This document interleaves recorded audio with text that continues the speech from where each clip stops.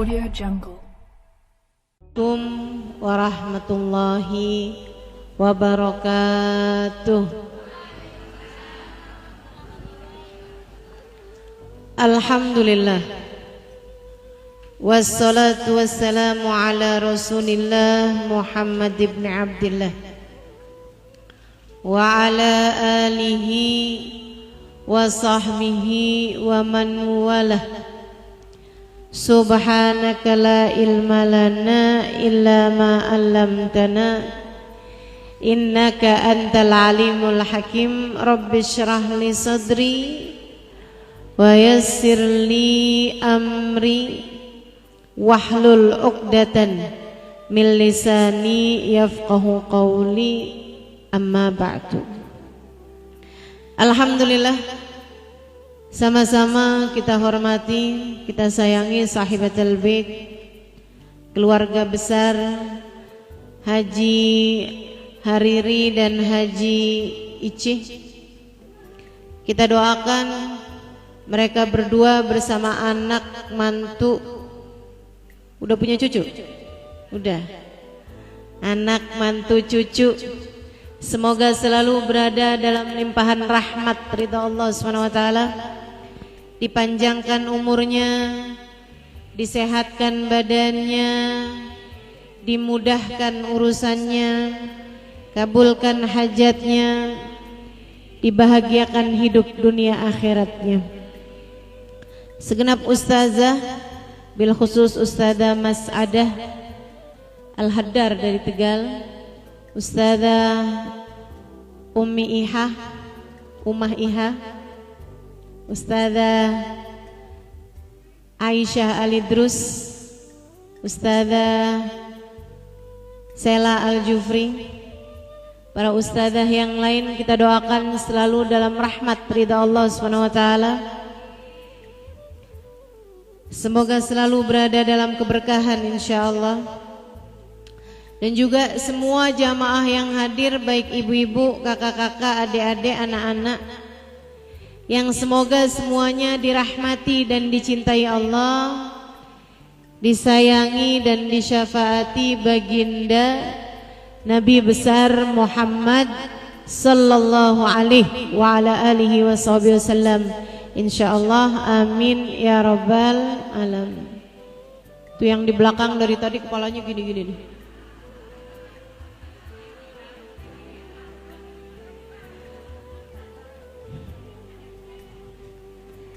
Saya sekarang sudah tidak sanggup berdiri.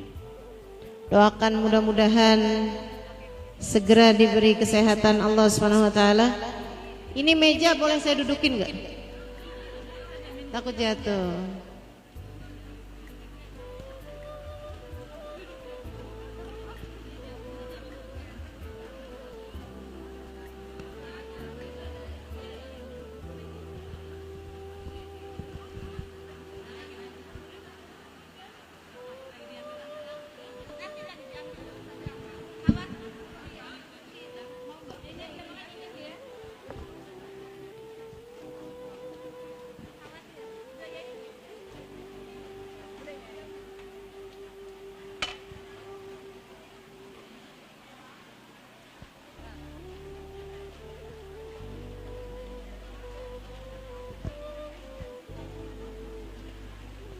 Iya.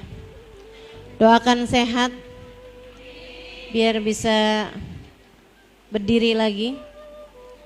Bisa sih, cuman kalau lama lumayan. Teman-teman sekalian yang saya muliakan, dah sekarang kelihatan?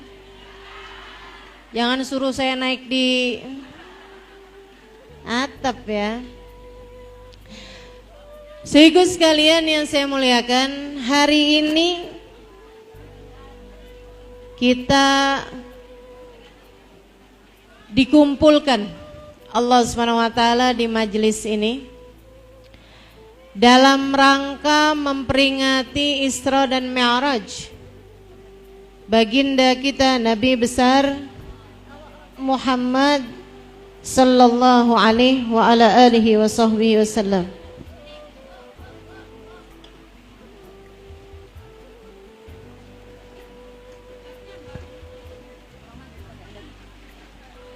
Sebuah perjalanan panjang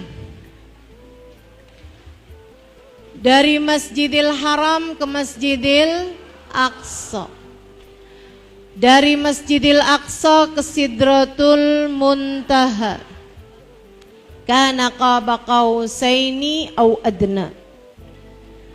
Sigus sekalian, saya tidak akan membahas kisah mengenai Isra dan Mi'raj karena kisahnya panjang dan saya yakin ibu-ibu, teman-teman, adik-adik, kakak-kakak pasti udah sering dengar mengenai kisahnya tersebut. Saya cuman mau mengupas satu poin dari poinnya Isra dan Mi'raj, yaitu mengenai kewajiban sholat. Bu, saya yakin ibu-ibu di sini pada sholat semua, yakin saya. Cuman masalahnya bagaimana kita menjaga sholat-sholat kita. Nah, ini yang insya Allah akan kita bahas sekarang ya Bu ya. Allah itu Bu ngasih banyak kewajiban kepada umat Islam. Allah kasih kewajiban zakat dan sedekah. Allah kasih kewajiban haji bagi yang mampu. A'udzubillahi minasyaitonirrajim. Walillahi 'alan nasi hijjul bait man istata'a ilaihi sabila. Dan wajib bagi manusia kepada Allah mereka melaksanakan haji ke Baitullah bagi yang mampu jalannya. Ada beberapa kewajiban, ada banyak kewajiban yang Allah Subhanahu wa taala berikan kepada kita umat Islam, semuanya melewati malaikat Jibril. Allah kirimkan wahyu lewat malaikat Jibril. Malaikat Jibril sampaikan kepada Nabi besar Muhammad. Kecuali sholat. Ibu, untuk urusan sholat Bu, Allah nggak utuskan malaikat Jibril sampaikan kepada Nabi Muhammad. Akan tetapi Allah undang Nabi Muhammad langsung menghadap Allah Subhanahu wa taala pada malam Isra dan Mi'raj untuk diberitahu kewajiban sholat 5 waktu sehari semalam. Kan beda Bu antara kita sampaikan kepada orang lain dengan kita undang langsung orangnya. Kenapa diundang langsung? Menunjukkan betapa pentingnya sholat. Ya Bu ya, penting sekali sholat, sampai-sampai Nabi menyebutnya as-salatu imaduddin, man hafidhaha faqad hafidaddin, wa man dayya'aha faqad hadimaddin. Sholat adalah tiangnya agama. Siapa yang jagain sholatnya, berdirilah bangunan agamanya. Siapa yang menyia-nyiakan sholatnya, dia sama saja dengan orang yang menghancurkan bangunan agamanya. Ibu, nih Haji Icih nih bangun di rumah, katanya udah ditempatin setahun yang lalu. Ini sekalian selamatan nih, kan begitu ya Dek? Ibu-ibu sekalian yang saya muliakan, ibu kalau pernah lihat orang bangun bangunan rumah, pasti tuh Bu yang pertama kali dibangun selain pondasi, ya Bu ya, adalah tiang-tiangnya. Kenapa begitu? Karena bangunan rumah tuh berdirinya, sandarannya kepada tiang. Pintu sandarannya sama siapa? Tiang. Tembok sandarannya sama siapa? Atap sandarannya sama siapa? Tiang. Makanya dalam sebuah rumah, dalam sebuah bangunan, tiangnya harus yang paling kuat. Gak mungkin ada orang bangun bangunan rumah tiangnya dibikin dari triplek. Gak ada. Apalagi dari kaleng kerupuk. Gak mungkin. Pasti kalau bangunannya dari semen, dari bata, tiangnya terdiri dari besi, dari cor-coran, semen sama apa tuh namanya? Kerikil, kan begitu ya? Semen sama batu. Ustazah tahu amat. Kan bapak saya jualan material. Tahulah saya. Teman-teman sekalian yang saya muliakan, jadi itu sebuah bangunan yang paling kuatnya itu tiangnya. Kalau tiangnya rusak, tiangnya rapuh, maka hancurlah bangunannya. Nabi Muhammad menyebut bangunan ibadahmu ini tiangnya adalah sholat. Maka siapa yang sholatnya bagus, ibadah yang lain bakal ikutan bagus.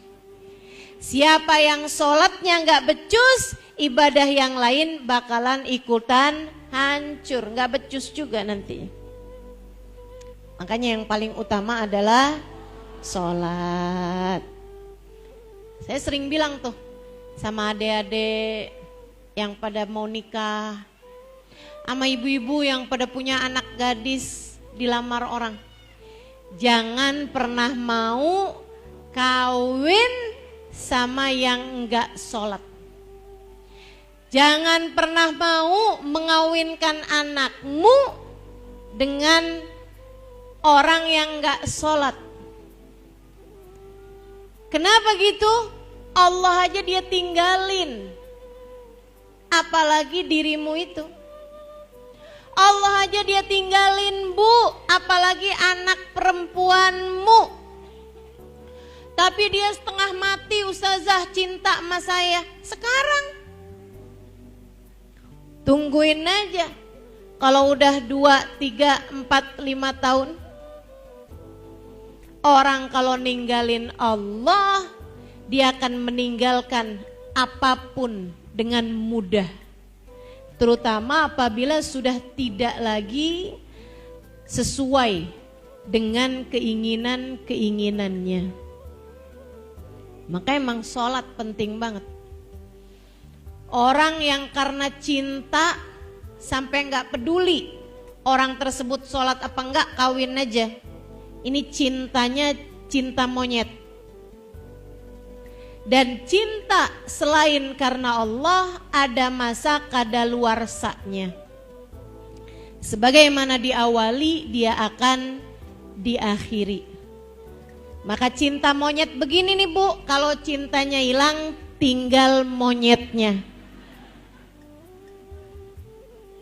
Awalnya udah cinta setengah mati, habisannya jadi kesel, dasar monyet gitu.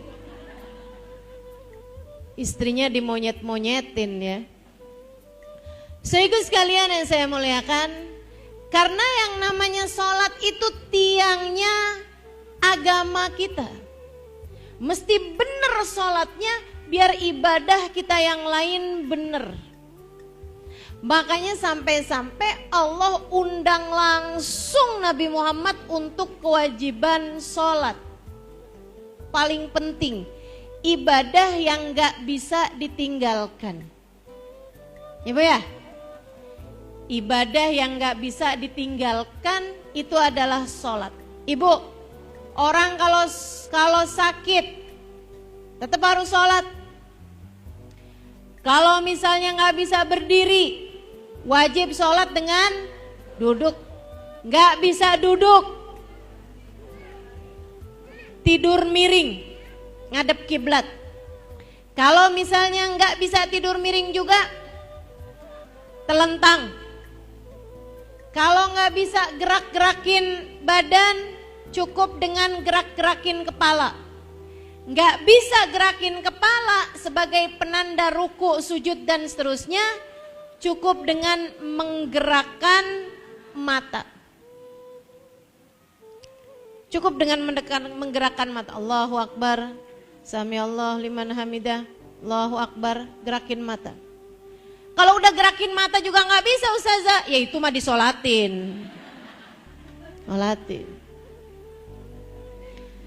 Saudariku sekalian yang saya muliakan, hanya ada satu orang yang enggak wajib sholat, ya, atau dua orang yang enggak wajib sholat. Yang pertama anak kecil sampai balik. Ini kan udah bertua semua nih.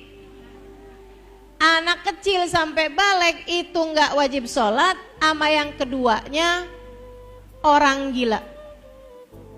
Jadi selagi kamu udah dewasa, sudah balik dan kamu enggak gila, maka kamu wajib sholat. Tuh, sholat paling penting. Makanya sampai Nabi Muhammad diundang langsung.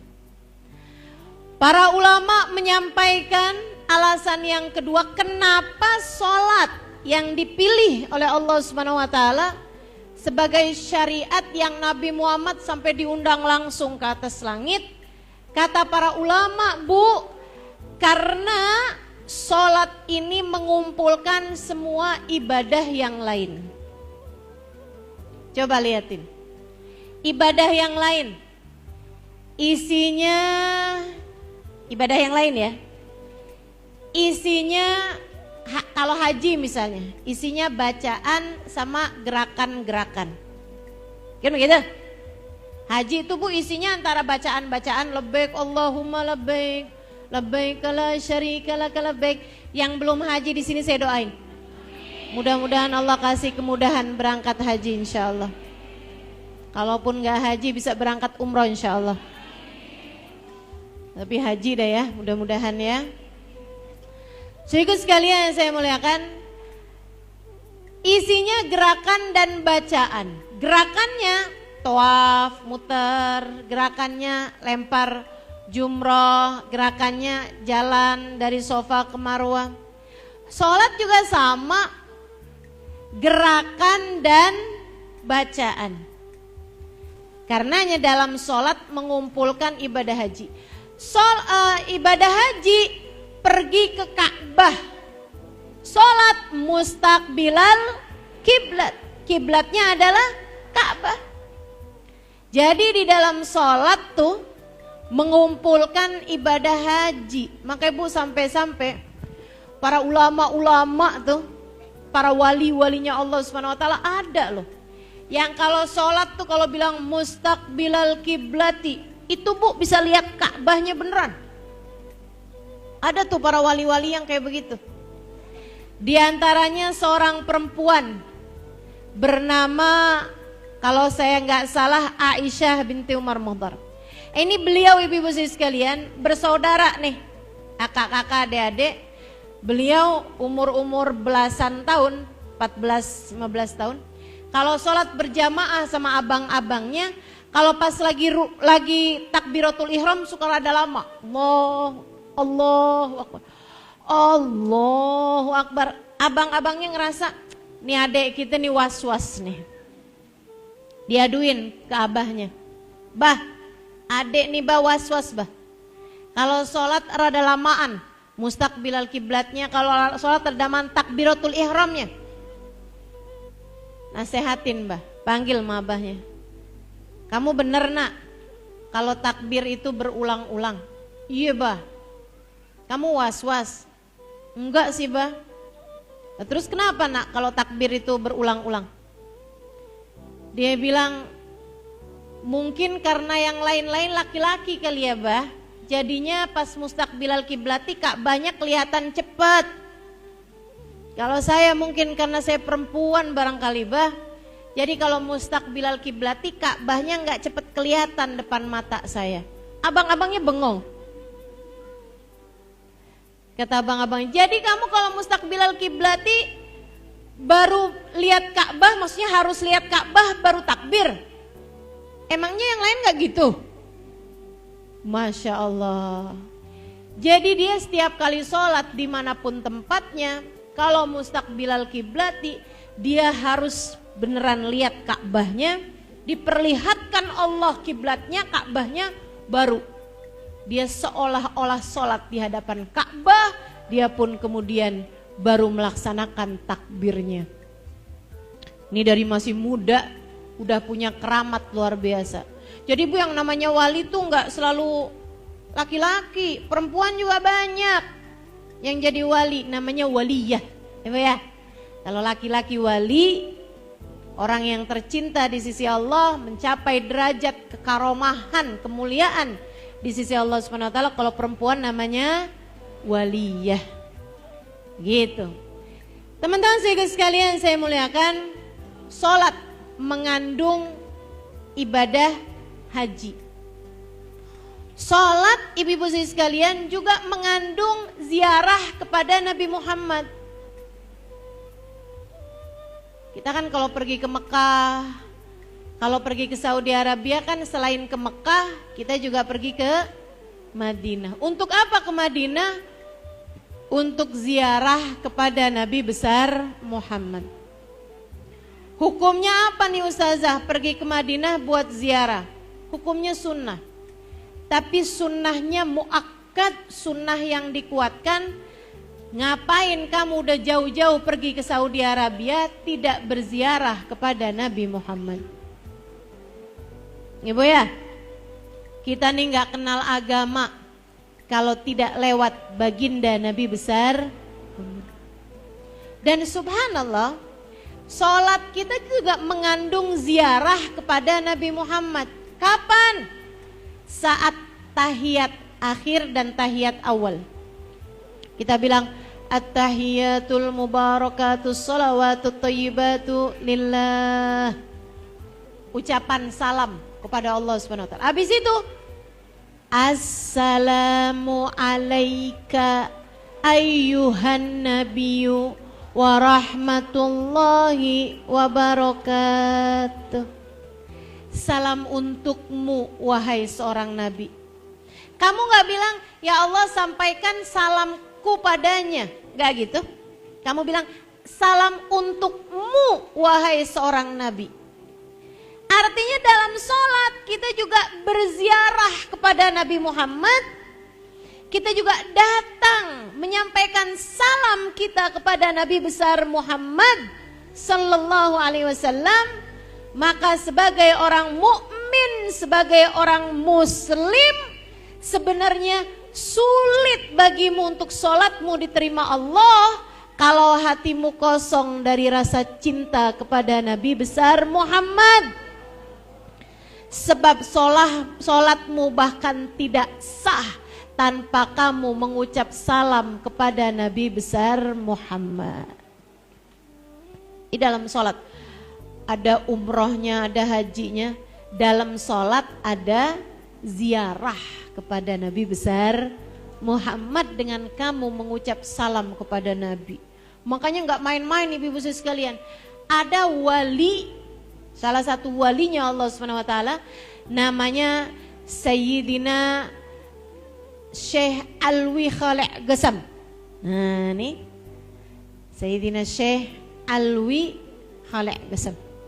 Ini ibu-ibu sekalian, beliau ini Bu, setiap ucap salam kepada Nabi dalam tahiyat nggak akan melanjutkan bacaannya kecuali sesudah salamnya dijawab sama Nabi Muhammad. Insya Allah, insya Allah. Kita ziarah ke makam Nabi aja ya Bu ya, belum tentu salam kita dijawab sama Nabi. Ini beliau nih Sayyidina Alwi Khalek Gesam, itu setiap kali ucap salam dalam sholat, salamnya dijawab sama Nabi Muhammad. Dan kabarnya ibu-ibu sekalian, yang di samping-sampingnya aja kedengeran jawaban salamnya Nabi Muhammad. Masya Allah. Orangnya di mana Ustazah? Di Tarim, Hadramut, Yaman. Masih hidup gak Ustazah? Udah meninggal dunia, udah zaman dulu. Sekitar 800-an tahun yang lalu Bu, keberadaan beliau. Sayyidina Syekh Alwi Khalek Gesam. Ini saya senang nih kalau nyebutin wali tuh saya suka sebutin namanya. Kenapa? biar turun rahmat kepada kita sekalian. Ibu-ibu juga, namanya wali-wali itu sebaiknya ibu-ibu ingat tuh. Sebaiknya ibu-ibu ingat gitu. Kenapa gitu? Biar menurunkan rahmat di dalam hati kita. Menyebut nama kekasih Allah bikin adem hati bu, sebab turun kasih sayang Allah. Sama dengan ibu menyebut nama orang-orang kafir, nama orang-orang yang dimurka sama Allah, bikin hati jadi keruh, bikin hati jadi sumpek. Ya, makanya kalau berita-berita ada orang korupsi, ada orang jahat, ada orang begini, ada orang nembak, segala macam. Itu ibu-ibu sekalian gak usah terlalu banyak ditonton, gak usah terlalu banyak disebut-sebut namanya, bikin hati jadi gak enak. Tapi kalau namanya wali, namanya kekasih Allah Subhanahu wa taala, sebut namanya, bikin terang hati, bikin adem hati, bikin rahmat Allah Subhanahu wa taala turun sebagaimana yang disebutkan dalam hadis Nabi besar Muhammad sallallahu alaihi wasallam, inda dzikri salihin tanazzalatir rahmat. Di saat disebut nama orang soleh, turunlah hujan rahmat. Namanya siapa tadi? Sayyidina Alwi Khalek Qasam. Ya, Sayyidina Alwi Khalek Qasam. Dan biar ibu-ibu tuh kalau diulang-ulang Alwi Khalek Qasam, nanti kalau cerita sama anak-anak tuh, sama saudara, sama temen, ingat namanya. Tadi mama hadir pengajian mah. Siapa yang bicara mah? Ustazah Halimah dari Jakarta. Orangnya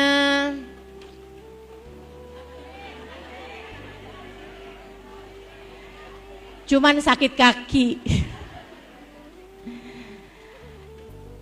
Cerita apa mah? Ada nak seorang wali yang kalau ucap salam dalam sholat, salamnya dijawab sama Nabi Muhammad. Siapa namanya mah? Ada deh pokoknya. Siapa gitu? Ada pokoknya. Ada tuh yang modelannya kayak gitu tuh. Banyak. Beliau setiap kali ucap assalamu alayka ayyuhan nabi warahmatullahi wabarakatuh, diem bu, nungguin jawaban salam Nabi Muhammad. Nabi akan jawab waalaikumsalam ya syekh, waalaikumsalam ya syekh. Masya Allah. Dan itu kabarnya tuh sampai sebelah-sebelah dengerin jawaban salamnya. Ibu-ibu sekalian, dalam sholat ada puasa. Orang puasa nggak boleh makan. Ibu kalau sholat boleh makan nggak? Nggak boleh. Dalam sholat nggak boleh minum. Ibu kalau dalam sholat minum boleh apa nggak? Nggak boleh. Bahkan lebih lagi puasanya. Kalau puasa kentut nggak batal. Bukannya tadi lagi puasa hari Senin. Iya sih tadi asalnya puasa. Kok sekarang nggak puasa lagi? Tadi kentut. Kan enggak. Orang kalau puasa mohon maaf buang angin nggak batal. Akan tetapi kalau lagi sholat buang angin batal. Jadi di dalam sholat terdapat makna puasa. Dalam sholat juga terdapat makna sedekah, menyedekahkan waktu, menzakatkan waktu untuk Allah Subhanahu wa taala. Nih, ada toko di depan, kita doain, mudah-mudahan nantinya jadi toko yang bawa keberkahan. Ya Bu ya. Ibu-ibu sekalian, misalnya nih ada orang punya toko, lagi jagain toko, laku nih, lagi laris nih. Tapi datang waktu sholat, dia belum sholat. Apakah dia boleh jaga tokonya terus saja gitu sampai waktu sholatnya habis, atau dia tinggalin tokonya untuk mengerjakan sholat? Tinggalin tokonya untuk mengerjakan sholat. Disitulah terdapat zakatnya waktu dalam sholat. Makanya para ulama bilang, Dalam sholat itu mengumpulkan semua ibadah. Karenanya sholat dipilih oleh Allah untuk kewajibannya langsung dipanggil Nabi Muhammad SAW ke Sidratul Muntaha. Dalam sholat ada doa, dalam sholat ada sholawat, dalam sholat ada bacaan Al-Quran, dalam sholat ada zikir. Semua ibadah kumpul dalam sholat. Ibu, dalam sholat ada baca Quran. Karenanya dianjurkan setiap orang muslim, setiap orang mukmin untuk bisa baca Al-Quran, bahkan menghafalkan Al-Quran, terutama surat-surat yang pendek-pendek. Biar kalau sholat suratnya jangan itu-itu mulu. Ada nih orangnya.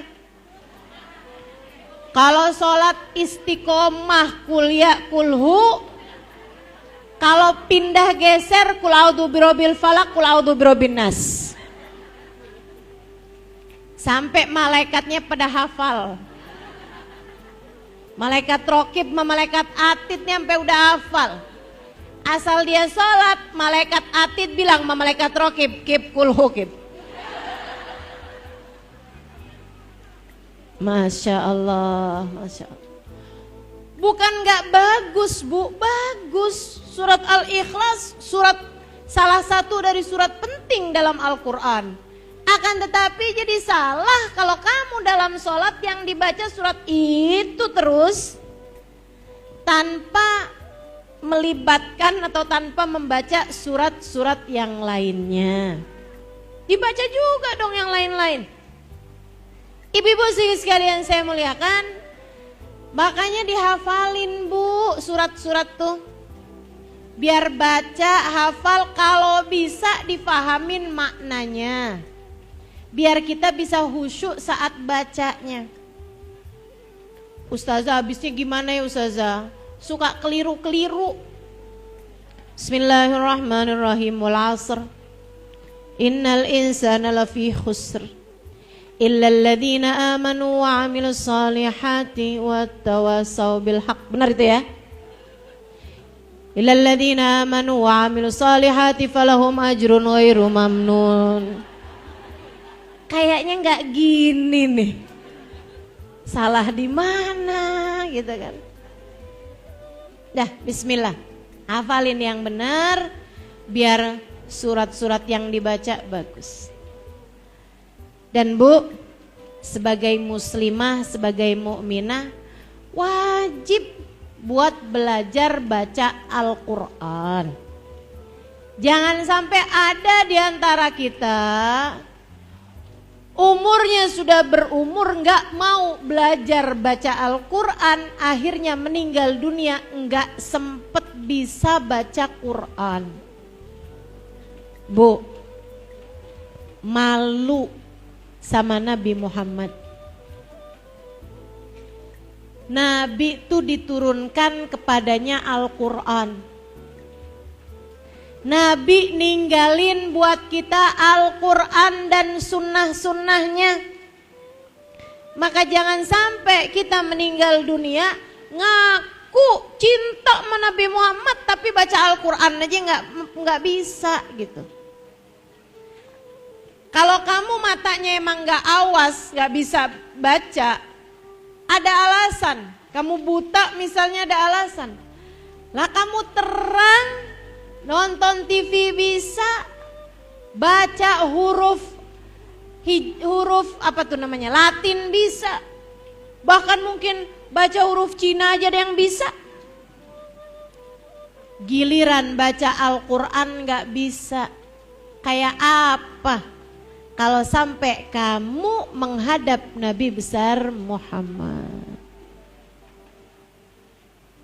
Ada yang bahasa Inggris bisa, Bu ya, tapi Al-Quran gak bisa.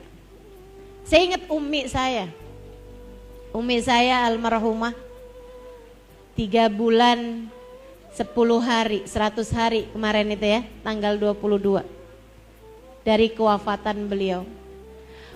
Umi itu sekitar 5 tahunan sebelum meninggal, matanya mulai berkurang penglihatannya. Sering sedih gitu. Saya tanyain, kenapa Mi? Umi sekarang nggak bisa lihat lagi Nok. Umi nih Nok, sekarang kalau lihat orang tuh kayak mesti Umi deketin baru bisa tahu ini siapa gitu. Umi malu kadang-kadang orang udah senyum sama Umi nggak lihat. Orang kalau lihat gitu aja tuh nggak kelihatan Umi saya. 5 tahun sebelum meninggal. Saya bilang sama Umi saya, ayo Mi kalau gitu Mi, kita operasi mata. Terus Umi saya bilang begini, Umi tuh Nok paling sedih. Sekarang tuh gak bisa baca Quran. Sedih Umi Nok. Buka Quran tuh gak kelihatan, samar. Cuman item-item gitu sama putih-putih gitu. Gak kelihatan huruf-hurufnya. Baca ratib, baca zikir gitu gak kelihatan. Saya bilang ayo Mi, kalau gitu Umi operasi mata aja. Umi saya tapi ketakutan. Saya bilang sama Umi saya, Mi ini tuh urusannya namanya katarak Mi. Umi operasinya sebentar aja Mi, cuma 15 menit. Tapi kan namanya Umi ya orang dulu, mungkin sama kayak ibu-ibu nih. Dengar operasi itu kan kayak udah serem ya Bu ya. Iya. Umi nggak, ibu-ibu nih pada suka nggak tahu kalau disunat tuh namanya juga operasi Bu. Anak kecil-kecil aja berani gitu kan. Jadi Umi saya tuh, saya bilangin Umi operasi. Umi saya maju mundur. Jadi kita itu ibu-ibu sekalian, biar Umi berani operasi, kita suka ketemuin adik saya, ipar saya itu suka ketemuin Umi sama orang yang pernah dioperasi katarak. Nih Mi nih, pernah operasi katarak nih Mi, berhasil Mi. Umi suka nanya-nanya, gimana operasinya? Iya Mi, sebentar aja kok Mi, gitu. Gak nyampe setengah jam Mi, habis itu juga udah Mi, enak Mi, bisa lihat lagi. Umi nanya gitu kan, udah bisa baca Quran lagi? Iya Mi, alhamdulillah. Oh, kapan waktu Umi saya udah ngobrol sama orang yang habis operasi mata. Terus Umi nanya gitu, udah berhasil operasinya? Alhamdulillah Mi. Berarti udah bisa baca Quran lagi? Dia bilang, saya emang gak bisa baca Quran Mi. Ternyata dia gak bisa baca Quran. Umi saya bilang kayak begini, lah terus dioperasi matanya buat apa? Masya Allah. Jadi Umi saya tuh pengen operasi mata biar bisa baca Quran. Akhirnya alhamdulillah tuh berhasil. Sempat operasi Cirebon. Bisa baca Quran lagi. Seneng Umi saya. Alhamdulillah. Tahu Umi sekarang udah bisa kelihatan Quran lagi. Masya Allah. Yuk ibu-ibu yang pada matanya alhamdulillah masih awas, bisa lihat Quran, dibaca Bu Qurannya Bu. Kalau nggak bisa baca Quran, belajar Bu, jangan malu. Kalau kamu bilang, saya malu Ustazah, belajar baca Quran udah tua kayak begini belum bisa baca, saya malu belajarnya. Ibu lebih malu lagi kalau meninggal dunia nggak bisa baca Quran, beneran dah. Nanti malu. Malunya bukan sama orang Bu, sama Nabi Muhammad. Sebab Nabi kepadanya diturunkan Al-Quran. Ibu kalau sampai meninggal dunia nggak bisa baca Quran, ibu malu. Bukan sama tetangga, bukan sama anak, bukan sama cucu. Malu sama Allah, karena itu adalah firman-Nya Allah. Kita kadang nggak bisa baca koran aja malu. Nggak tahu berita-berita, nggak bisa baca huruf Latin malu, nggak bisa tahu kabarnya dunia, nggak bisa baca Quran, seharusnya lebih malu lagi kepada yang menciptakan kita, sebab Al-Quran adalah wahyunya Allah, firmannya Allah, kata-katanya Allah Subhanahu wa ta'ala. Masa mungkin kita sebagai hambanya tidak dapat membaca Al-Quran? Ya, panggil guru ngaji, datangkan ke rumah, baca deh tuh Quran, pelajarin sedikit-sedikit, lama-lama bisa. Gak usah Bu, gak usah malu, gak apa-apa. Ibu-ibu sekalian saya muliakan, mohon maaf ya Bu ya, bukan mau gimana-gimana. Saya ustazah, saya belajar dari umur 12 tahun sampai mondok 8 tahun di Indonesia, mondok lagi di Tarim 4,5 tahun. Ibu-ibu sekalian, saya sangat dekat dengan Al-Quran, bahkan saya pelajarin tafsir-tafsirnya Quran. Ketika saya pulang dari pondok pesantren sesudah mondok 12 tahun lamanya, saya dikawinkan. Suami saya ibu-ibu, sepengakuan dia, nih ibu nih kalau urusan saya cerita suami langsung dengerin semua, tegang. Ibu-ibu sekalian, saya ini sudah lancar baca Al-Quran, bahkan banyak tahu tafsirnya Al-Quran.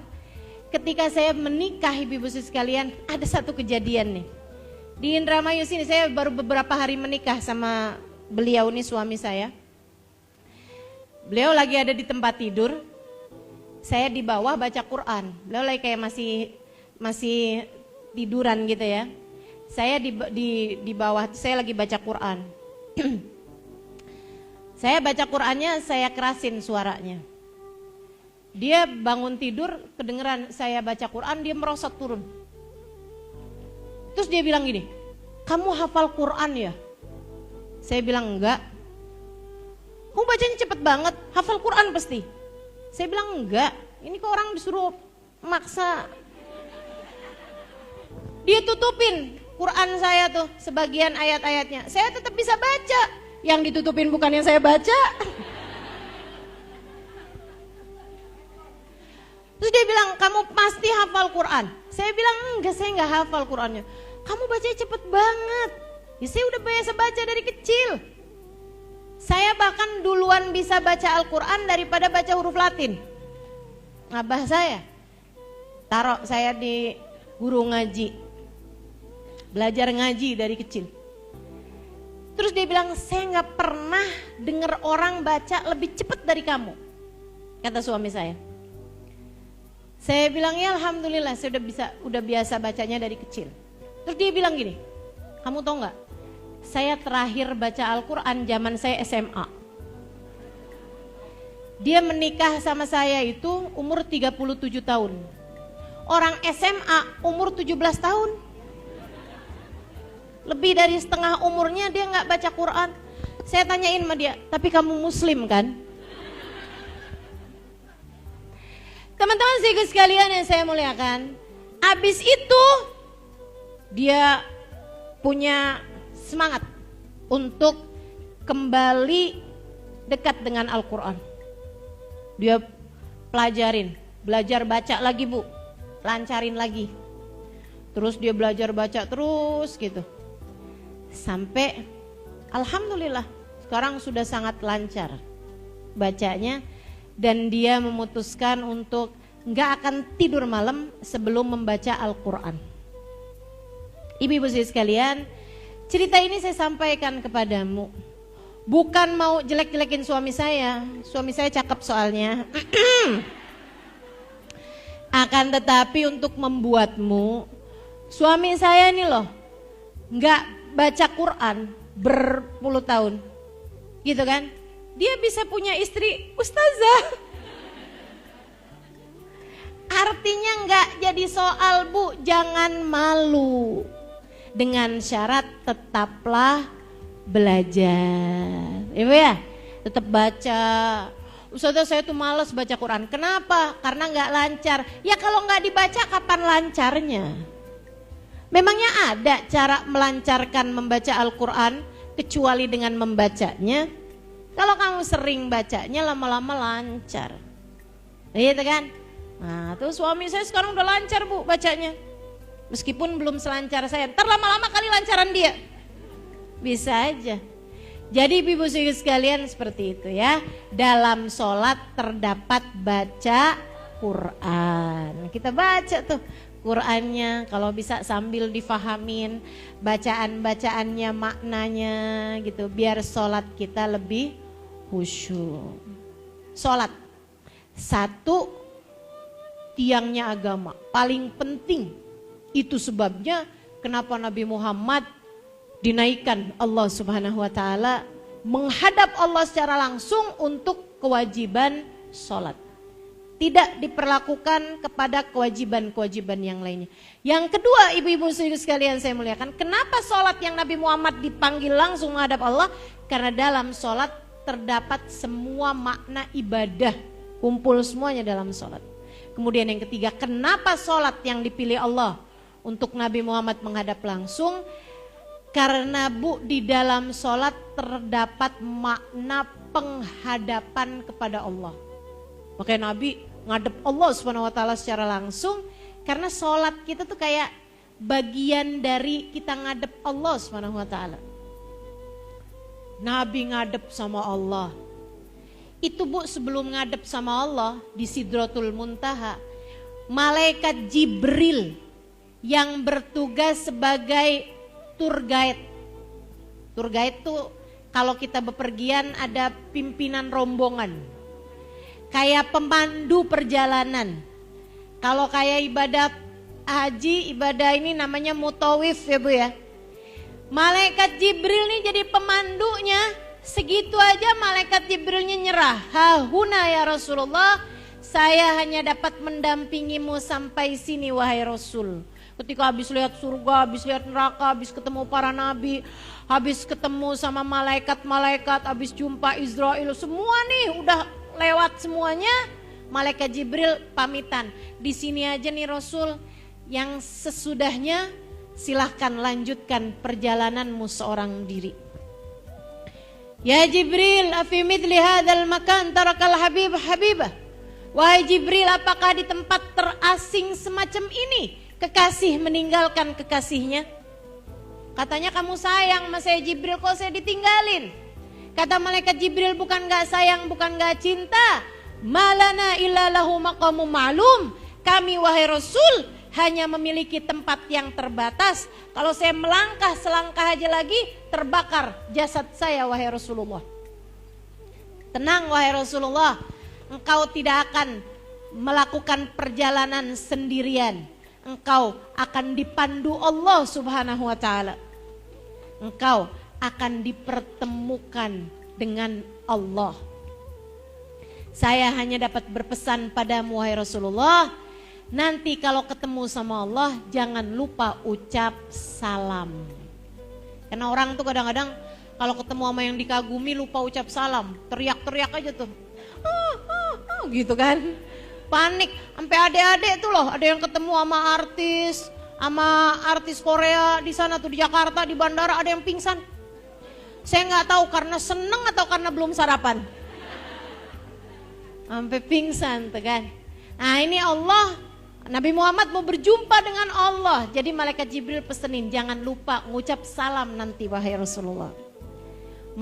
Nabi Muhammad meskipun orang paling pandai, meskipun hamba paling dekat dengan Allah, tapi Nabi Muhammad menghargai malaikat Jibril sebagai gurunya.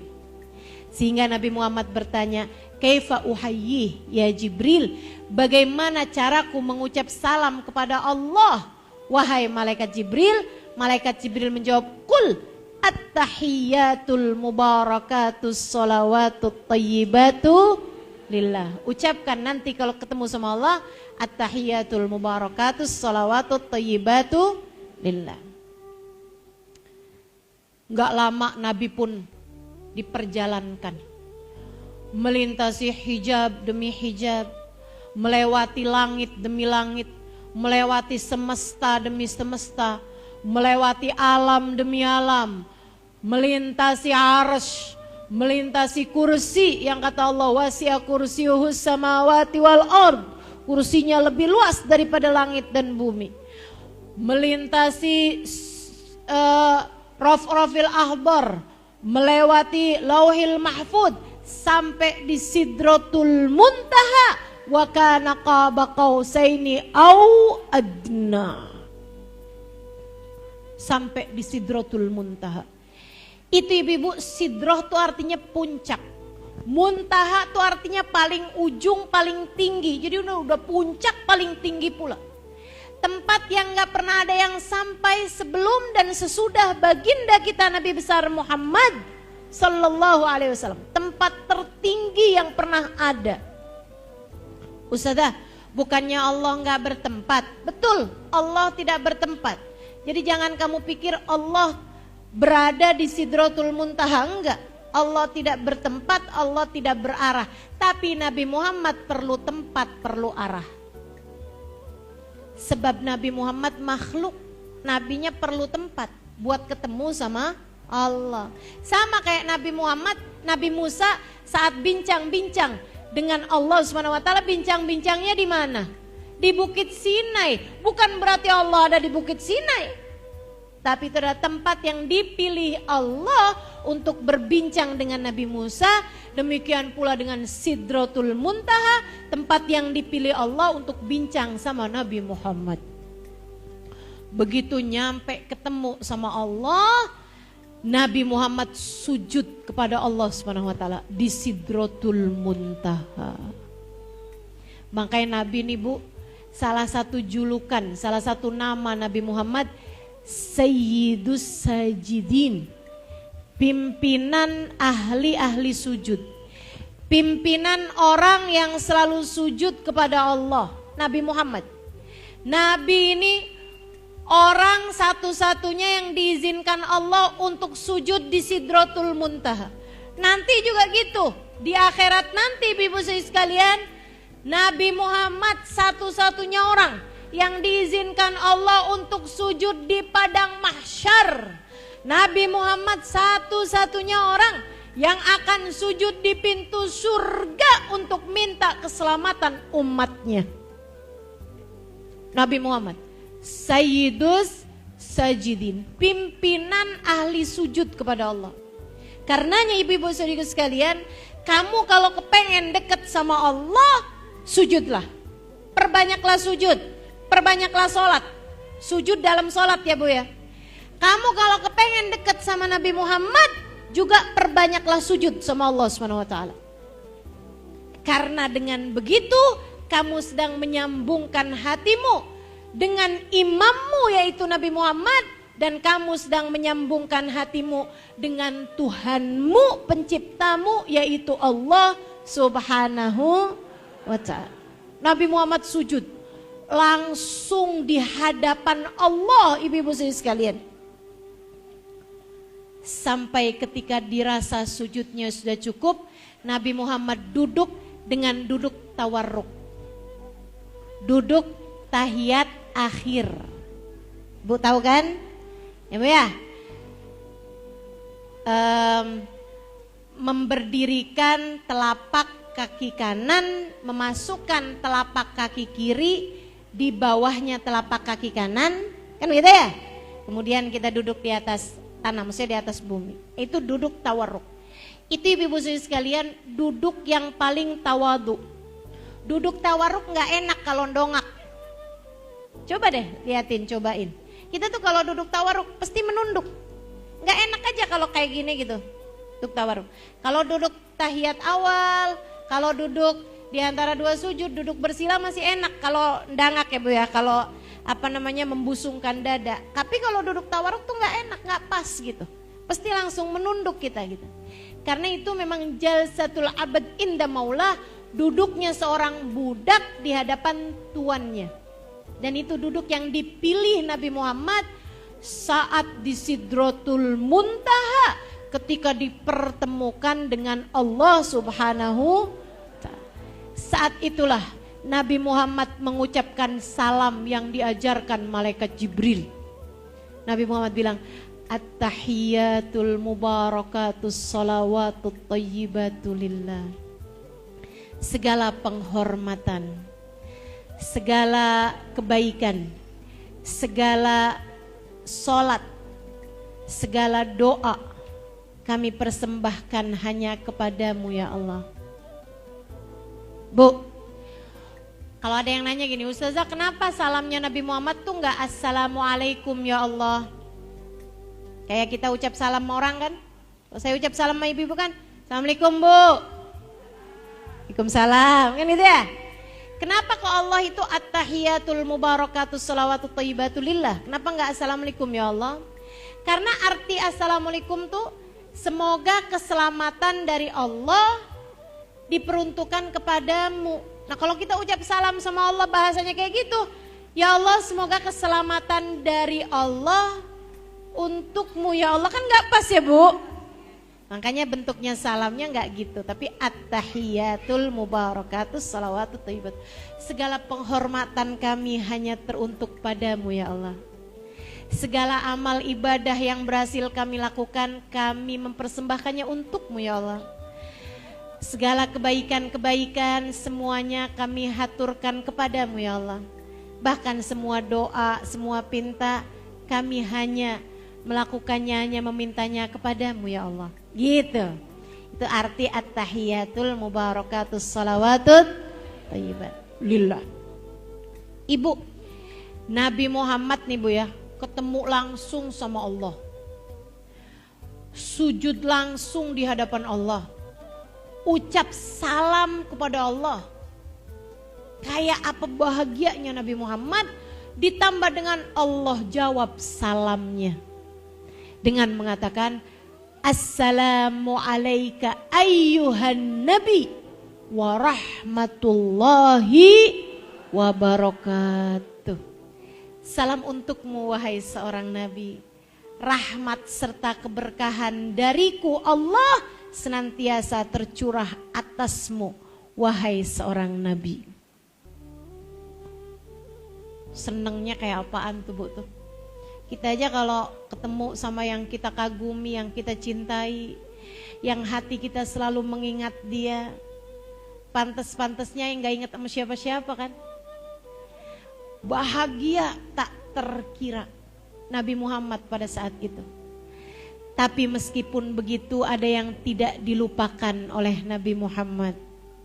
Begitu Allah bilang Assalamu alayka ayyuhan nabi wa rahmatullahi wabarakatuh, Nabi segera menyusuli salam Allah dengan berkata Assalamu alayna wa ala ibadillahi salihin.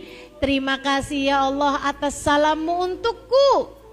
Akan tetapi sampaikan salam itu pula untuk umatku ya Allah, hamba-hambamu yang soleh-solehah itu. Kalau kamu salah satu di antara hamba Allah yang solehah, dan tentu saja dirimu adalah umat Nabi Muhammad, kamu dapat salam yang dimintakan Nabi Muhammad dari Allah Subhanahu wa taala malam Isra dan Mi'raj. Kamu udah disalamin sama Allah, kamu udah disampein sama Nabi Muhammad, biar Allah memberikan salam kepadamu hidup di dunia hingga sampai di akhirat nanti. Dan kamu kalau kebagian dari salam ini, kamu akan hidup dengan salam. Kamu akan hidup dengan damai. Hatimu penuh dengan kedamaian, penuh dengan ketenangan. Hatimu gak akan dipenuhi dengan kebencian. Hatimu tidak akan dipenuhi dengan kekhawatiran, kecemasan. Kamu akan selalu berada dalam salam, selalu berada dalam kedamaian. Sampai nanti di akhirat kamu akan diperkenankan masuk ke dalam surga Allah Subhanahu wa taala, dan kamu akan diucapkan salam dari Allah pada saat itu, salamun qaulan mir rabbir rahim. Ada salam untuk kalian semua wahai hamba-hamba Allah, mir rabbir rahim, dari Allah Tuhan yang sangat dermawan. Masya Allah. Ustazah, saya masuk gak tuh dalam salamnya Nabi Muhammad hari itu? Kamu tinggal lihat aja hati kamu gimana waktu hidup di dunia. saya kok benci mulu sama orang ya Ustazah. Sebel mulu gitu, ngelihat si ini gak demen, ngelihat si itu iri, ngelihat si itu dengki, ngelihat si itu seneng, hati saya. Makanya kalau lagi gelisah, cepet-cepet dah. Cepet-cepet ngapain? Cepet-cepet zikir. Kalau bisa cepet-cepet sholat. Kalau waktunya sholat sunnah ada, sholat dah. Sama kalau bisa cepet-cepetan sholawat kepada Nabi Muhammad. Bikin tenang hati, bikin damai pikiran, bikin bahagia hidup. Sebab kamu ternyata sebagai salah satu dari orang yang Nabi Muhammad telah menyampaikan permintaan agar Allah memberi salam kepadamu pada malam tersebut. Masya Allah. Makanya Bu, kenapa sholat yang dipilih sama Allah sebagai kewajiban di mana Allah menyampaikannya langsung kepada Nabi Muhammad? Karena kamu saat sholat juga kamu sedang menghadap kepada Allah. Sebagaimana Nabi Muhammad dulu untuk kewajiban sholat dipertemukan langsung dengan Allah. Kalau Nabi Muhammad jasadan wa ruhan, jasad juga, amar ruh juga. Nah kalau kita saat sholat diharapkan hati kita, ruh kita ngadep sama Allah Subhanahu wa ta'ala. Makanya ibu perhatiin deh, kalau ibu sholat tuh begitu Allahu Akbar nih, yang sholat nih diawali dengan Allahu Akbar. Kenapa Allahu Akbar? Kenapa enggak Subhanallah? Kenapa enggak Alhamdulillah? Kenapa enggak La ilaha illallah? Ya kan? Itu kan kalimat paling penting dalam Islam. Orang tuh kalau nyebut la ilaha illallah berarti masuk Islam. Kan begitu? Kenapa enggak la ilaha illallah gitu? Tapi Allahu Akbar. Kenapa? Ini saya kasih tahu ibu-ibu sekalian. Allahu Akbar itu artinya Allah Maha Besar. Kamu kalau sholat kamu tinggalin urusan-urusan duniamu. Yang asalnya lagi masak kamu tinggalin masakmu. Yang asalnya lagi dagang kamu tinggalin dagangmu. Yang asalnya lagi teleponan kamu tinggalkan teleponmu. Yang asalnya lagi lihat nonton TV kamu tinggalkan TVmu. Yang asalnya lagi ngobrol apa segala macam kan kamu tinggalin semuanya. Gak mungkin kan sholat sambil ngobrol, sholat sambil masak, sholat sambil mandi, kan gak mungkin. Kamu tinggalin semua kegiatan duniamu untuk kamu menghadap Allah Subhanahu wa ta'ala. Jadi kamu bilang Allahu Akbar dengan gerakan takbir, seolah menjadikan semua urusan di belakangmu, karena kamu tahu bahwasanya semua urusan kecil yang besar adalah Allah. Kamu tinggalin semua urusan, sebab semua urusan ada dalam kendali Allah. Sekarang kamu ngadep sama Allah. Jadi kamu sholat Allahu Akbar. Urusan makanan kecil, urusan masakan kecil, urusan suami kecil, urusan anak kecil, urusan dagang kecil, urusan duit kecil, semua urusan kecil. Ustazah bukannya urusan sama suami besar, tapi kan suami dalam kendali Allah juga. Bukannya urusan orang tua kita besar Ustazah, betul, tapi kan urusan orang tua kita juga dalam kendali Allah. Hati orang tuamu, hati suamimu adanya dalam genggaman siapa? Allah Subhanahu wa ta'ala. Bahkan hatimu urusan penyakit-penyakit segala macam kecil semua, yang besar Allah Subhanahu wa ta'ala. Jadi itu Bu, buat kita mantepin hati. Semua urusan saya kebelakangin, yang ada di hadapan saya adalah Allah. Karenanya kita bilang Allahu Akbar. Allahu Akbar. Habisnya itu kita bilang Allahu Akbar kabira. Hanya Engkau saja Allah yang besar. Aku akan membesarkanmu senantiasa.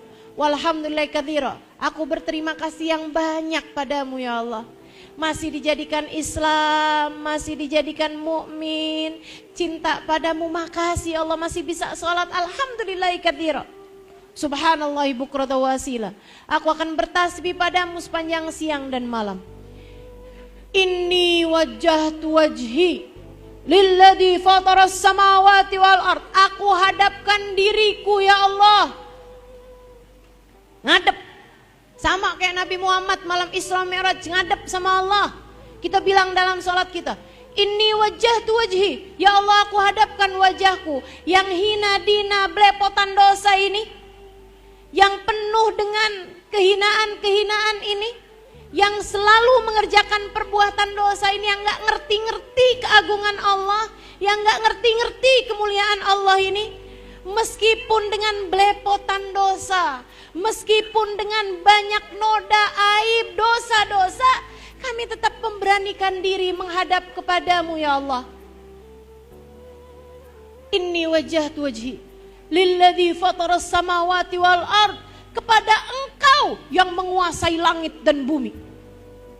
Diri ini hina, kami hadapkan kepadamu yang maha mulia.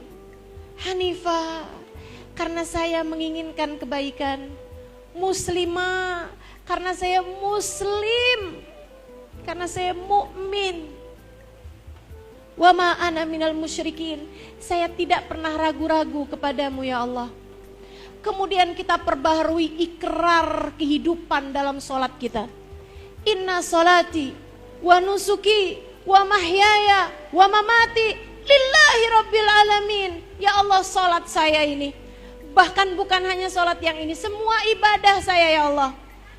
Bahkan bukan cuman ibadah saya aja ya Allah, mahyai hidup saya ya Allah. Saya makan, saya mandi, saya pakai baju, saya bangun rumah, saya benar sama suami, saya ngurusin anak, saya masak, saya nyapu, saya ngepel, saya hadir majelis talim, saya jalan, saya keluar, saya di rumah. Mahyaya hidup saya ya Allah.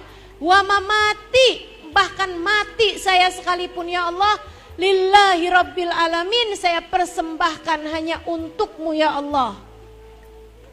Saya hidup untukmu, saya mati untukmu. Saya sholat untukmu, saya ibadah untukmu. Saya bernafas untukmu, saya melangkah karenamu. Ikrar kita dalam kehidupan mesti diingat-ingat terus ibu-ibu sekalian. Kita ulangi 5 waktu sekurangnya sehari semalam. Buat ngingetin, jangan sampai ada hamba Allah yang nanya lagi, saya hidup buat apa ya? Kamu hidup buat Allah. Kamu ulangi 5 waktu sehari semalam ucapan tersebut. Jangan sampai ada yang salah arah, salah tujuan. Saya hidup untuk suami saya. Ketika suami saya meninggalkan saya, apalah arti hidup saya? Dia pun kemudian bunuh diri. Salah jalan. Salah jalan. Ibu-ibu sekalian, kita hidup untuk Allah, kita mati untuk Allah. Bukan, kamu hidup bukan untuk anakmu, bukan. Kamu hidup bukan untuk suamimu, bukan. Kamu hidup bahkan bukan untuk dirimu sendiri. Kamu hidup bukan untuk makan, kamu hidup bukan untuk tidur, kamu hidup bukan buat nyari duit, ibu-ibu sekalian, bukan. Kamu hidup bukan buat nyari rezeki, bukan. Kamu hidup untuk Allah. Kamu hidup untuk beribadah kepada Allah. Kamu hidup untuk mempersembahkan jiwamu, ragamu, waktumu untuk Allah Subhanahu wa ta'ala. Dan kalau kamu berhasil melakukannya, Allah akan mengaruniakan kepadamu seindah-indah kehidupan di dunia, seberkah-berkah kehidupan di dunia, sebelum Allah akan membahagiakanmu kelak di akhirat nanti. Coba perhatikan, orang-orang yang hidupnya untuk harta, Allah akan susahkan setengah mati urusan hartanya di dunia. Coba perhatikan, orang-orang yang hidupnya untuk cinta manusia, untuk seorang laki-laki misalnya, dia persembahkan segala sesuatunya buat laki-laki itu, sampai dia sibuk setengah mati untuk laki-laki tersebut, biar laki-laki tersebut tetap mencintainya, suaminya dia. Allah akan buat dia kecewa sama suaminya. Orang yang hidupnya buat anak-anaknya, Allah akan buat kecewa sama urusan anak-anaknya. Allah mau mengajarkan kita sebagai muslimah, kamu hidup bukan untuk itu semuanya. Kamu hidup untuk Allah. Kamu hidup untuk Allah. Bu, Kak, Dek, Nak, jangan kemana-mana. Hatimu itu fokuskan kepada Allah. Jangan kesana kemari. Kamu hidup untuk Allah. Selagi kamu hidupnya bukan untuk Allah, kamu hanya akan ketemu kecewa demi kecewa. Percaya saya. Selagi kamu hidup belum untuk Allah Subhanahu wa taala, kamu akan dibuat capek oleh Allah Subhanahu wa taala dalam urusan yang kamu perjuangkan tersebut. Orang yang hidupnya buat nyari duit, Allah akan capein dia sama urusan nyari duit. Orang yang hidupnya buat cinta manusia, cinta suaminya, Allah akan bikin dia capek setengah mati, Bu, sama urusan cinta suaminya. Saya sampai ketemu seorang perempuan yang sampai ganti kulit muka, ibu-ibu sekalian. Operasi, ganti dikelet, kulit mukanya diganti. Saya nggak tahu tuh, pakai kulit sapi apa? Kalau pakai kulit sapi bisa jadi kendang. Masya Allah, Masya Allah. Ibu-ibu sekalian, dan itu Bu, selama sekitar beberapa bulan, kulitnya itu mukanya nggak boleh kena air. Ibu kebayang nggak tersiksanya orang yang hidupnya kulitnya nggak bisa buat kena air? Betapa tersiksanya orang yang hidupnya mencari selain Allah. Akan tetapi kalau kamu sudah mengerti ini, kamu belajar dari sholat kamu, bacaan-bacaan yang kamu baca. Oh, ternyata saya sholat, saya hidup buat Allah, saya ibadah buat Allah, saya sholat buat Allah, saya apa-apaan semuanya buat Allah. Karena saya mati pun hanya menghadap kepada Allah, hanya berpulang kepada Allah. Bu, orang siapapun bisa meninggalkan kita, tapi Allah tidak. Bukan begitu? Semua hanya akan berpisah dengan kita, Bu. Entah dia duluan, entah kita duluan. Yang selalu bersama hanyalah Allah. Maka jangan pernah mau kehilangan Allah dalam hidupmu. Jangan pernah tinggalkan ibadah, jangan pernah tinggalkan sholat. Sholat terdapat makna penghambaan kepada Allah. Karenanya ibu-ibu sekalian, terakhir nih saya mau bahas urusan sholat nih Bu ya. Tadi sholat tiangnya agama paling penting, betul ya? 2, dalam sholat mengumpulkan semua maknanya ibadah. Ibu-ibu sekalian, sholat ada puasanya, sholat ada zakat waktunya, sholat ada bacaan-bacaan Quran, sholat ada sholawat, sholat ada doa, sholat ada zikir. Kan gitu ya? Ibu-ibu sekalian, yang ketiga, sholat ada penghadapan kepada Allah Subhanahu wa ta'ala. Makanya bilang ini wajjahtu wajhi lilladzi fatharas samawati wal ardh.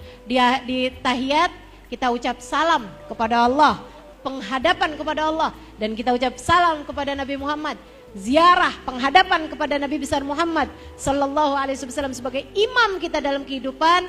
Dan yang terakhir ibu-ibu sekalian, Allah jadikan sholat adalah hal terindah yang dapat kamu lakukan di atas muka bumi ini.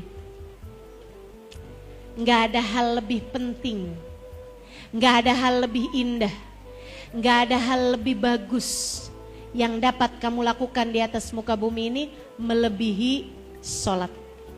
Nggak ada, nggak ada. Makanya orang nggak boleh ninggal sholat, karena ini yang paling penting yang kamu lakukan di atas muka bumi ya sholat ini, Bu. Sholat andalanmu dalam kehidupan. Siapa di antaramu yang kepengen sehat badan, sehat pikiran, sehat hati, jangan mau jauh-jauh dari sholat. Ibu, siapa di antaramu yang kepengen sehat badan, sehat pikiran, bahagia hati, Ibu ya, jangan jauh-jauh dari sholat. Sholat fardu itu gak ada pilihan, kamu gak boleh tinggal. sholat sunnah mulailah tambahin. Bu, pagi hari ada duha. Saya juga selalu ajarkan pagi hari sholat istikharah. Usolli sunnatal istikharah rokaatain lillahi ta'ala. Habis selesai salam sholat istikharah doa, ya Allah, ada satu hari lagi yang kau minta kami jalanin dalam hidup kami. Ya Allah, gak ngerti cara jalaninnya kecuali dengan bimbinganmu ya Allah. Bimbinglah saya menjalani hari ini sehingga kami dapat mengerjakan pekerjaan-pekerjaan yang baik. Kami dapat melakukan kebaikan, kami dapat berpikir dengan baik, kami dapat selalu berbicara dengan baik, dan kami selalu dapat merasa dengan baik. Rasa hati nih, biar bagus terus ibu-ibu sekalian. Minta bimbingan sama Allah. Mulut nih, perkataan kita nih minta bimbingan sama Allah. Ibu-ibu sekalian, saya bihamdillah tahaddutan bin ni'mah, saya melakukannya Bu. Tiap pagi saya doa, ya Allah, nih hari saya mesti ngajar lagi, gak ngerti ngomongnya gimana ya Allah. Tolong bimbing saya ya Allah, dapat menyampaikan sesuatu yang paling diperlukan oleh orang untuk mendengarnya. Saya minta sama Allah SWT. Kenapa? Karena saya bodoh, karena saya gak ngerti, karena saya gak tahu. Kamu perlu dengar apa, saya gak tahu. Kamu diinginkan Allah untuk mendengar apa, saya gak tahu. Karenanya saya minta bimbingan dari Allah. Ya Allah, jadikan saya dapat menyampaikan sesuatu yang paling diperlukan hamba-hambamu untuk dapat mendengarnya. Gitu. Ustazah, tapi kan saya bukan ustazah. Tapi kan kamu perlu juga minta sama Allah yang seperti itu. Buat ngomong sama suami kamu jadinya gak salah-salah mulu. Buat ngomong sama anak-anakmu biar gak salah-salah mulu. Biar ngomong sama saudara, sama keluarga gak salah-salah mulu. Buat ngomong sama orang tuamu gak salah-salah mulu. Betul begitu? Buat berbuat dalam kehidupan gak salah-salah mulu. Buat berpikir gak salah-salah terusan. Dan ibu-ibu sekalian, yang terpenting biar hatimu tuh merasanya biar gak salah terus Bu. Kita lihat orang dapat kenikmatan, rasa yang salah ngelihatnya iri. Kan begitu? Ibu-ibu sekalian, tersiksa apa enggak kalau iri sama kenikmatan orang lain? Tersiksa. Perasaanmu salah. Karenanya biar benar kamu punya rasa, minta bimbingan dari Allah Subhanahu wa ta'ala. Ya Allah, bimbing hati saya biar selalu merasa dengan benar ya Allah. Gitu ibu-ibu sekalian, tambahin tuh sholat istikharah. Urusan sholat duha sih kayaknya orang Indramayu gak usah diajarin. Duha gak pernah ketinggalan, masalah rezeki. Kayaknya urusan rezeki nih, aduh diamalin terus-terusan ya. Meskipun tentu saja yang namanya rezeki bukan cuman uang ya Bu ya. Saya pernah dengar orang paling miskin di atas muka bumi ini adalah orang yang gak punya apa-apa selain uang. Dia cuma punya duit doang, miskin tuh butuh. Saudara yang sayang sama dia kagak punya. Guru yang membimbing kehidupan dia gak punya. Ya kan? Rasa cinta kepada Nabi Muhammad gak punya. Seneng sama majelis taklim gak punya. Punya teman-teman yang ngajakin kebaikan gak punya. Sian banget tuh yang kayak begitu. Betul apa enggak? Gak punya semuanya tuh. Bacaan Quran dia gak punya, ibadah gak punya, hubungan yang manis sama Allah gak punya, hubungan yang indah sama keluarga gak punya. Ya Allah, miskin bener. Orang paling miskin di atas muka bumi ini orang yang gak punya apa-apa selain uang. Makanya jangan kamu pikir saya kalau punya uang punya segalanya. Enggak. Kamu masih jadi orang miskin kalau gak punya selain daripada uang. Kita punya bahagia, insya Allah. Ibu-ibu sekalian, selain daripada itu, Bu, tambahin sholat sunnah. Namanya sholat witir sebelum tidur 3 rakaat aja. Ya, nah tuh tambahin. Kemudian lagi kalau bisa bangun tahajud sekurangnya bangun sebelum subuh. Biar kata 15 menit, biar kata 20 menit, kalau bisa setengah jam bangun sebelum subuh, ibu sholat nikmat bu. Itu ibu-ibu sekalian saat paling dekat antara hamba dengan Tuhannya. Kamu kalau punya hajat, jangan kamu bilang saya punya hajat nggak diijabah-ijabah sama Allah. Kamu udah tahajud belum? Kamu udah minta belum di sepertiga malam? Kalau udah minta sepertiga malam, insya Allah dijabah sama Allah SWT. Teman saya pun sampai bilang, saya nggak percaya ada doa di sepertiga malam yang tidak diijabah Allah Ta'ala. Kalau doanya baik, doanya benar, insya Allah diijabah sama Allah. Kalau kita doa minta di sepertiga malam yang terakhir, sebelum subuh pokoknya tuh. Nah itu termasuk dari sepertiga malam yang terakhir. Banyakin doa, banyakin istighfar, banyakin minta sama Allah. Hal paling indah buat kita mintain, ya Allah liatin saya ya Allah. Pandang saya dengan pandangan kasih sayang-Mu ya Allah. Masya Allah. Jarang-jarang kan minta gitu, mintanya duit mulu sih. Ya Allah duit ya Allah yang banyak ya Allah. Rezeki ya Allah yang banyak ya Allah, gitu mulu mintanya. Ibu-ibu sekalian yang saya muliakan, akhirnya ada banyak orang-orang punya duit tapi hatinya gak bahagia. Mau begitu? Gak mau. Maka ibu-ibu, salah satu dari hal penting kamu minta sama Allah, ya Allah, pandang kami dengan pandangan kasih sayang-Mu. Liatin saya Allah, liatin anak-anak saya ya Allah dengan pandangan kasih sayang-Mu. Bagusin nasib kami ya Allah, dunia akhirat kami ya Allah. Gitu. Saya ingat bu, saya dulu di pondok pesantren, dikit lagi nih ya. Saya dulu di pondok pesantren ibu-ibu sekalian, di Tarim. Saya tinggal di kamar yang ada teleponnya. Jadi kalau orang mau telepon, itu saya yang angkat. Ada orang dari macam-macam negara mau bicara sama saudaranya tuh saya yang angkat. Itu yang membuat saya sering nerima telepon dari Sayyidil Habib Umar bin Hafid. Belum zamannya HP bu, belum zaman HP. Jadi Habib Umar dulu kalau mau telepon nyari istrinya Baba Nur, nyari anak-anaknya, teleponnya di Daruz Zahra, di kamar saya itu. Saya tinggalnya di kantor. Kalau saya terima telepon dari Habib Umar tuh gini, Habib Umar nggak pernah bilang halo, bilangnya Allah Allah.